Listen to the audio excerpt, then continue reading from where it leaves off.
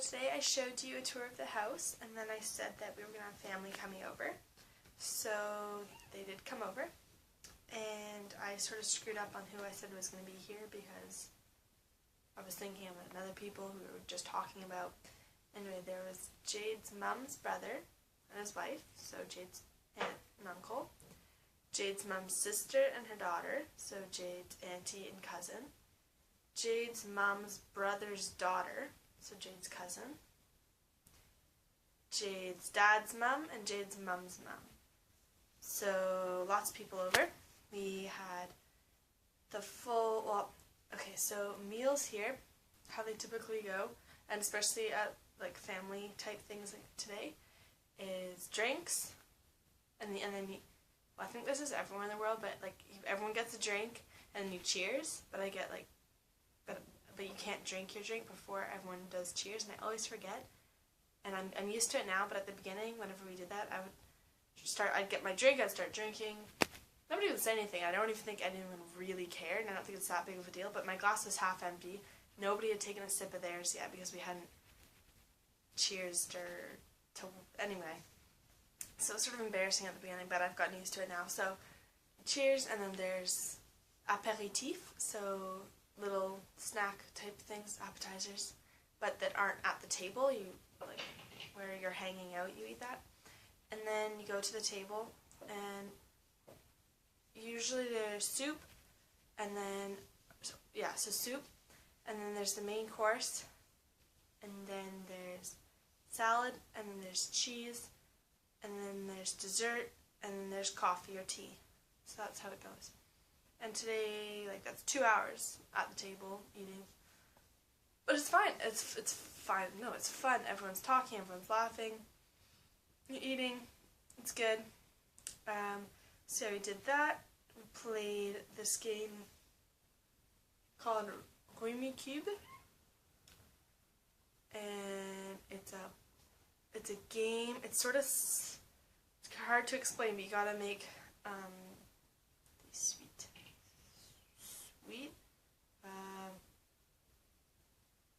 I don't know what the word is in English. Not like 1, 2, 3. Yeah, I don't know the word. So you have to put either 3, 3, 3, or 1, 2, 3, or 4, 5, 6, 7, 8, 9, or 9, 9, 9. Anyway, and then you play your cards. I love it. I love it. It's not cards. It's little Scrabble pieces, sort of. They got colored numbers. I really love that game. The last round we played, I won.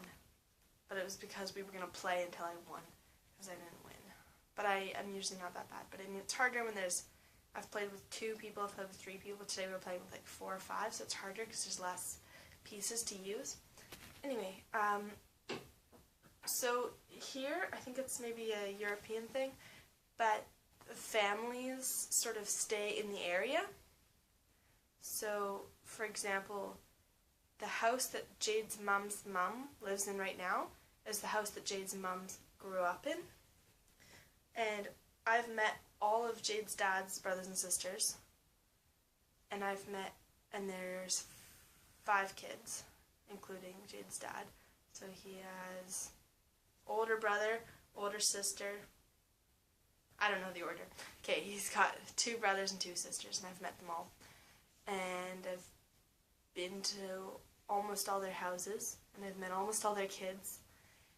And on Jade's and mom's side, there's 9 kids, I think, and I've met all of them except for 1 brother, 1 uncle. I think he lives in Paris, maybe.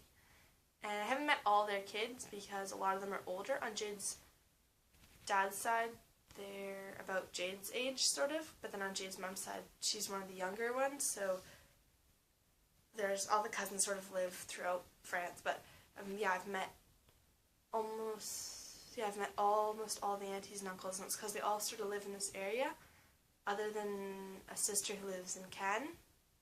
That's because her husband grew up there, and she raised her kids there. She's been there for 20, 30 years, 40 years. I don't know how long she's been over there, but that's her home. But just everyone stays in this area, whereas in Canada, my mom grew up in Ontario, mainly, but she doesn't have family there. That's just where she grew up. My dad grew up in Manitoba, but all of his family is still there, except for his sister's not there, and she lives in Calgary. So both my aunties live in Calgary, and which isn't where they grew up.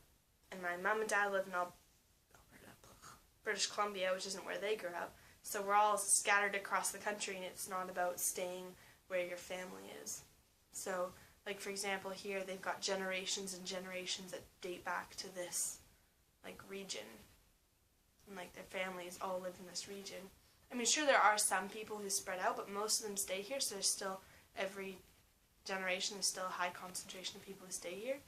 I'm on my bed, so that's why. Anyway,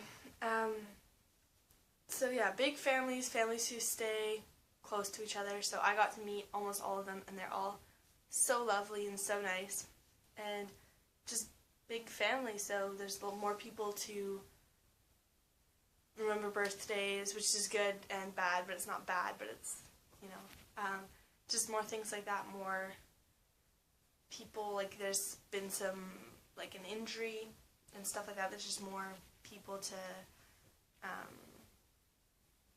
love, I guess, more people to visit, more people to all that, and it's pretty cool because I personally have 5 cousins, and they're not close to my age. I have 2 guy cousins who are like 22 and 23, and I have, I don't know how old they are, but they're older than me, and then I have their younger sister's 11 or 10, she's almost 11, and then that's on my mom's side. And on my dad's side, I have a cousin who's 7, who's a girl, and a cousin who's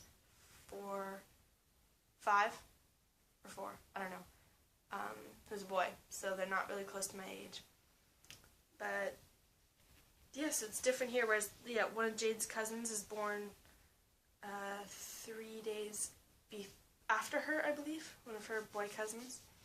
So, and she's just got so many cousins who are close to her age, which is cool because it's like having a bunch of best friends who you don't get to see every day, so it's like exciting to see them. Anyway, so back to school tomorrow, and this time we're actually doing our 3 times the 500s, 500 meters. It's sort of not annoying, but it's sort of inconvenient because, like I said, the track is like handmade. It's got cones around a track, so it's 250 meters.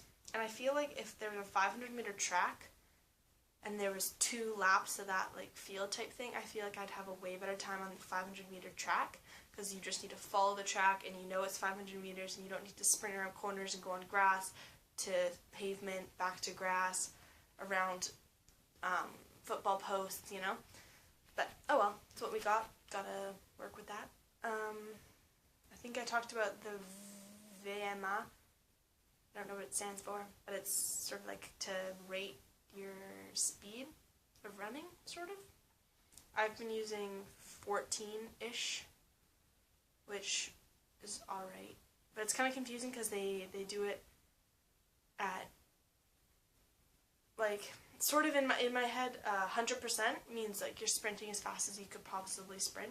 But then our timing, I'm being timed for doing a 13 and a half VMA at 120%.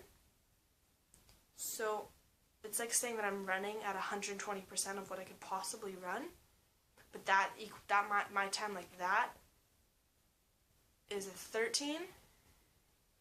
But if I was going 100% of my possible, which is what I'm actually doing, I'm not sprinting these laps, but I mean, I'm going like 95% of my 14, it's the same as 120% of my 13.